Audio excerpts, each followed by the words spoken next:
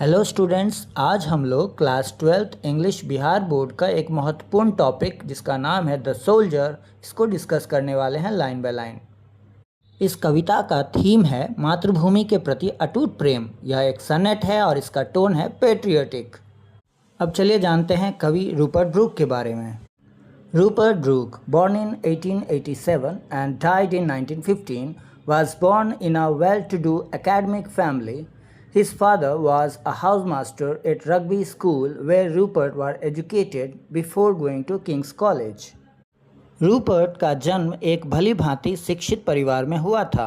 उनके पिता rugby school में हाउस मास्टर थे, जहां से रूपर्ट ने किंग्स कॉलेज कैम्ब्रिज जाने से पूर्व शिक्षा प्राप्त की थी। W.B. Yeats, the famous poet, described him as the handsomest young man in England. प्रसिद्ध कवि विलियम बटलर यीट्स ने उन्हें इंग्लैंड का सबसे आकर्षक नवयुवक कहकर पुकारा है। He assumed a symbolic role that eventually turned into the myth of a young and beautiful fallen warrior.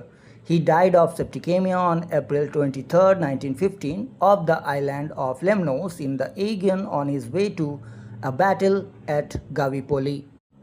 उन्होंने एक ऐसे सांकेतिक पात्र की कल्पना की जो धीरे धीरे युद्ध में संलग्न एक युवा सुंदर योद्धा के कल्पित रूप में परिवर्तित हो जाता है। 23 अप्रैल 1915 को गावीपोली के युद्ध से वापसी के दौरान एगियन में लेमनोस द्वीप पर रक्त में जहर बनने के कारण उनकी मृत्यु हो गई। Brooke is remembered as a war poet who inspired patriotism in the early phase of the First World War. Brooke को एक युद्ध कवि के रूप में याद किया जाता है, जिसने प्रथम विश्व युद्ध के प्रारंभिक दौर में देशभक्ति की भावना को जागृत किया। His reputation chiefly rests on 5 war sonnets, of which The Soldier is undoubtedly the best and the most anthologized. उनकी प्रतिष्ठा मुख्यतः 5 युद्ध काव्य गीतों पर टिकी है, जिनमें से द सोल्जर निस्संदेह सर्वोत्तम तथा अत्यधिक पद्यात्मक है। After poet, now it is the time to discuss the poem. Now let's read. If I should die, think only this of me, that there is some corner of a foreign field that is forever England. There shall be in that rich earth a richer dust concealed, a dust whom England bore, shaped, made aware, gave once her flowers to love, her ways to roam, a body of England's breathing English air, washed by the rivers, blessed by sons of home. चूँकि हम लोग सनेट पढ़ रहे हैं, सनेट का पहला 8 पंक्ति जो होता है उसे ऑक्टेव बोला जाता है, और बाद का जो 6 पंक्तियाँ होती हैं उन्हें सेस्टेट कहा जाता है। सोल्जर चाहे भारत का हो या इंग्लैंड का या किसी और अन्य देश का, वो हमेशा देश के लिए मर मिटने को तैयार रहता है। If I should die, think only this of me. यदि मैं युद्ध में मर जाऊं तो मेरे बारे में केवल एक बात याद रखना, That there is some corner of a foreign field. कवि कल्पना करता है कि उसे किसी विदेशी भूमि के एक छोटे से हिस्से में दफनाया जाएगा। That is forever England. वह स्थान हमेशा के लिए इंग्लैंड का हिस्सा बन जाएगा, क्योंकि वहाँ एक अंग्रेज सैनिक दफन है। There shall be. कवि आगे बताता है कि उस विदेशी भूमि में क्या होगा। In that rich earth a richer dust concealed. वह भूमि तो उपजाऊ है, लेकिन उसमें दफन उसका शरीर यानी धूल उससे भी अधिक मूल्यवान है। A dust whom England bore, shaped, made aware. उसका शरीर इंग्लैंड में जन्मा, वहीं पला बढ़ा और उसी ने उसे समझदार बनाया।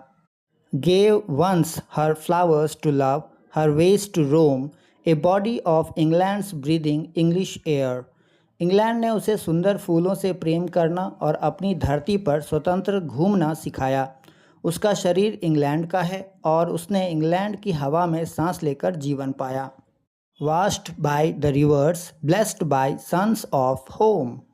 इंग्लैंड की नदियों और सूर्य की रोशनी ने उसका पालन पोषण किया। And think this heart all evil shed away. मृत्यु के बाद उसकी आत्मा सभी बुराइयों और दुखों से मुक्त हो जाएगी। A pulse in the eternal mind no less, उसकी आत्मा अमर ईश्वरीय शक्ति का हिस्सा बन जाएगी। Gives somewhere back the thoughts by England given, मृत्यु के बाद भी वह इंग्लैंड से मिली यादों और संस्कारों को साथ रखेगा। Her sights and sounds dreams happy as her day, उसे इंग्लैंड के सुंदर दृश्य, मधुर ध्वनियाँ और सुखद सपने याद आएंगे। And laughter learnt of friends and gentleness in hearts at peace under an English heaven, उसे अपने मित्रों की हंसी, प्यार और कोमल स्वभाव याद आएगा। अंत में वह शांति से भरे हृदय के साथ अंग्रेजी स्वर्ग के नीचे सदा के लिए विश्राम करेगा। कवि का मानना है कि उनका शरीर और आत्मा पूरी तरह से इंग्लैंड की देन है। वह कहते हैं कि यदि युद्ध के दौरान किसी विदेशी धरती पर उनकी मृत्यु हो जाती है तो वह विदेशी ज़मीन हमेशा के लिए इंग्लैंड की हो जाएगी, क्योंकि वहाँ एक अंग्रेज़ सैनिक का शव दफन होगा।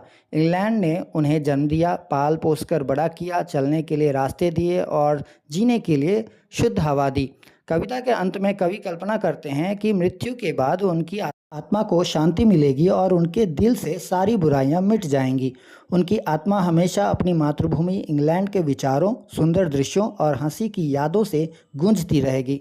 संक्षेप में यह कविता युद्ध के डर को नहीं बल्कि देश के लिए बलिदान होने के गौरव को दर्शाती है। आशा है ये कविता आप सभी को अच्छे से समझ आया होगा। इस तरह के और भी वीडियोस पाने के लिए हमारे चैनल को लाइक करें, शेयर करें और सब्सक्राइब करें। धन्यवाद।